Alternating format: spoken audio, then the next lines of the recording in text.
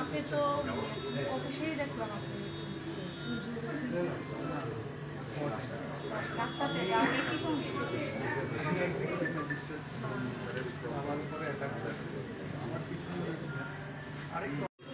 মাথায় চোখ লাগছে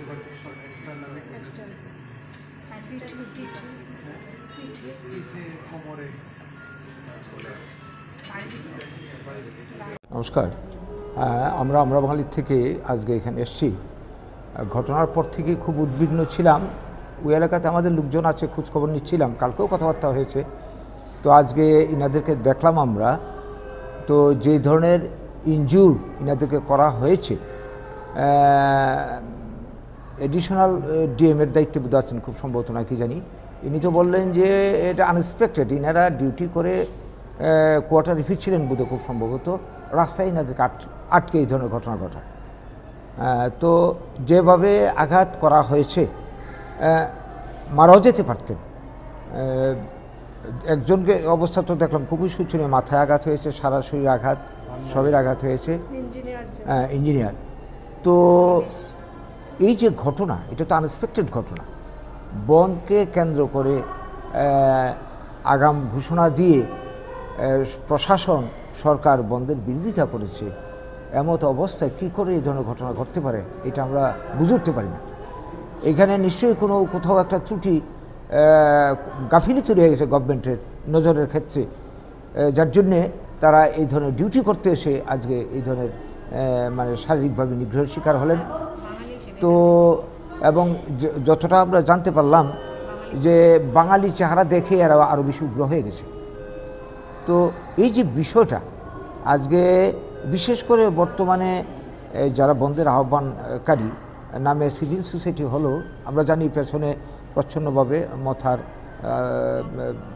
মদত রয়েছে এবং তাদের সঙ্গে বর্তমান সরকারের মানে কি বলবো একসঙ্গে বসে এরা মন্ত্রিসভায় কাজ করছে।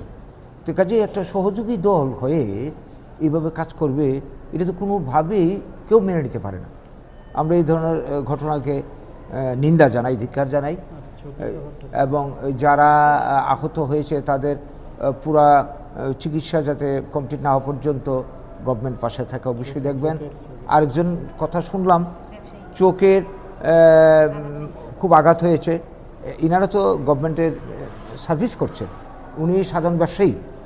তো তার প্রতি যতটা খবর আমরা পেলাম সেইভাবেই যত্ন না হওয়াতে তিনি হতাশ হয়ে হাসপাতাল ছেড়ে চলে গেছেন, অত বেসরকারি চিকিৎসাতে আছেন। আমাদের আজকে আবেদন থাকবে প্রশাসনের কাছে যে তাকে খোঁজ করে তারও যাতে চিকিৎসা, যেখানেই তিনি চিকিৎসা করেন, গভর্নমেন্টের নিশ্চয়ই নলেজে থাকবে, না থাকলেও এনাকে খুঁজে বের করে তার যাতে চিকিৎসার ব্যবস্থা করা হয়। তৎসঙ্গে আরও যারা এলাকাতে পড়ে রয়েছে, নিজস্ব চেষ্টায় তারা চিকিৎসা করছেন, তাদেরও যাতে খোঁজখবর করে উপযুক্ত চিকিৎসার ব্যবস্থা করা হয়, ক্ষতিপূরণের ব্যবস্থা করা হয় এবং ভবিষ্যতে এই যে ঘটনা, একের পর এক ঘটনা আজকে আমরা ক বছর ধরে দেখে চলেছি, যখনই এরা কোনো ধরনের আন্দোলনের সূত্রপাত ঘটায় একটা বিশেষ শ্রেণীকে টার্গেট করে, বলতে বাধ্য হচ্ছে আজকে বাঙালিকে টার্গেট করে এরা পরপর এই ধরনের আঘাত আক্রমণ চালাচ্ছে। এগুলি কি একটা গভর্নমেন্ট প্রশাসনের থেকে এই যদি চলতে থাকে, ন্যাচারালি আমরা যারা বাঙালি অংশের মানুষ যারা আছি, আমাদের অস্তিত্ব অধিকার তখন প্রশ্নের মুখে, হুমকির মুখে। আমাদের বাঁচার জন্য আমাদের চিন্তা করতে হবে সবাইকে। তো আজকের দিনে দাঁড়িয়ে এটি বলতে চাইব, যা হওয়ার হয়ে গেছে এইটাই যাতে শেষ হয়, আগামী দিনে যাতে এই ধরনের ঘটনার পুনরাবৃত্তি না হয় গভর্নমেন্ট দেখবে এবং আমরা যারা পাবলিক যারা আছি কোনো ধরনের উস্কানিতে ফাঁদে পা না দিয়ে আমরা শান্তি বজায় রাখার চেষ্টা করব। কিন্তু অস্তিত্ব বাঁচানোর প্রাণ রক্ষার অধিকার তো সবারই রয়েছে। আগামী দিনে উপর্যুপুরি এই ধরনের ঘটনা ঘটলে যদি উল্টা রিয়াকশন হয়, এর দায় নিতে হবে গভর্নমেন্টকে, এর জন্য দায়ী পাবলিক হবে। এই কথাই বলবো। আরেকটা প্রশ্ন আমি যেটা বলছি, এবং এটাও পরিকল্পিত অবশ্যই, কারণ পরিকল্পিত ঘটনা না হলে উনি ডিউটি করতে গেছেন, ওনার তো কোনো দোষ নেই, অপরাধ নেই, তারপরে এইভাবে কেন আক্রমণ করা হবে? এটা সম্পূর্ণ পরিকল্পিত। কাজেই এই ঘটনা উপর্যুপরি যেভাবে ঘটে চলেছে এটা কিন্তু অশনি সংকেত আগামী দিনের জন্য। এগুলি বন্ধ হওয়া দরকার। গভর্নমেন্ট যাতে উপযুক্ত তদন্ত করে এগুলি যারা অপরাধী তাদের বিরুদ্ধে উপযুক্ত ব্যবস্থা নেয় এবং আগামী দিনে যাতে এই ধরনের ঘটনার পুনরাবৃত্তি না হয় সেদিকে নজর দেয়। আর নইলে কিন্তু আলটিমেটলি গোটা রাজ্যের মানুষের জাতীয় উপজাতি সবাই ক্ষতিগ্রস্ত হয়। আজকের দিনে এটা পুলিশ চাই। কর্মীরাও সুরক্ষিত নয়। আমরা একদম একদম ঠিক বলেছেন।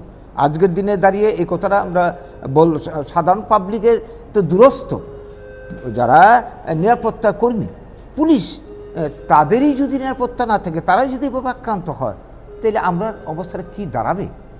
এটা গভীরভাবে মূল্যায়ন করা দরকার আমাদের প্রত্যেকের, প্রশাসনের বিশেষ করে। নাহলে কিন্তু আগামী দিনে আরও অনেক কিছু ভয়ঙ্কর ঘটনা ঘটতে পারে যা বাঞ্ছিত নয়, বাঞ্ছনীয় নয়।